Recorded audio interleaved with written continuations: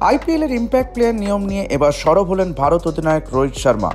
রোহিতের মতে এই নিয়মের ফলে অলরাউন্ডাররা সেভাবে সুযোগ পাচ্ছেন না বিভিন্ন দলের হয়ে। উদাহরণ হিসাবে শিবম ডুবে এবং ওয়াশিংটন সুন্দরের প্রসঙ্গ টেনে এনেছেন রোহিত। মুম্বাই ইন্ডিয়ান্সের প্রাক্তন অধিনায়ক স্পষ্টভাবে বলেছেন যে তিনি আইপিএলের ইম্প্যাক্ট প্লেয়ারের নিয়মের খুব একটা ভক্ত নন।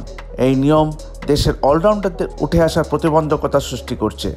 অস্ট্রেলিয়ার প্রাক্তন উইকেট কিপার অ্যাডাম গিলক্রিস্ট এবং প্রাক্তন ইংল্যান্ড অধিনায়ক মাইকেল ভনের সঙ্গে একটি পডকাস্টে রোহিত তার এই মত জানিয়েছেন। বর্তমান ভারত অধিনায়কের মতে এই নিয়ম অলরাউন্ডারদের পেছনে ঠেলে দিচ্ছে।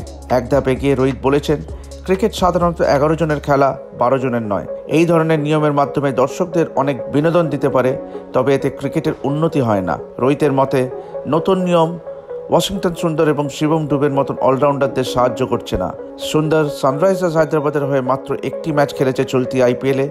অন্যদিকে চেন্নাই সুপার কিংসের বেশিরভাগ ম্যাচেই ইম্প্যাক্ট প্লেয়ার হিসেবে নামানো হচ্ছে শিবম ডুবেকে। মুম্বাইয়ের এই অলরাউন্ডার বোলিং করার সুযোগই পাচ্ছেন না। রোহিতের এই বক্তব্য আরও বেশি করে তাৎপর্যপূর্ণ, কেননা আইপিএল শেষ হওয়ার এক সপ্তাহের মধ্যেই টি-20 বিশ্বকাপের আসর বসতে চলেছে আমেরিকা এবং ওয়েস্ট ইন্ডিজে।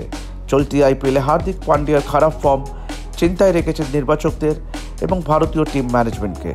টি-20 বিশ্বকাপের দল নির্বাচনের আগে শিবমের বোলিং পরখ করে নেওয়ার সুযোগই পাচ্ছেন না নির্বাচকরা। রোহিতের এই যুক্তি কতটা গ্রহণযোগ্য তা লিখে জানান নিচের কমেন্ট সেকশনে এবং অবশ্যই সাবস্ক্রাইব করে ফেলুন রেপ স্পোর্টস বাংলা।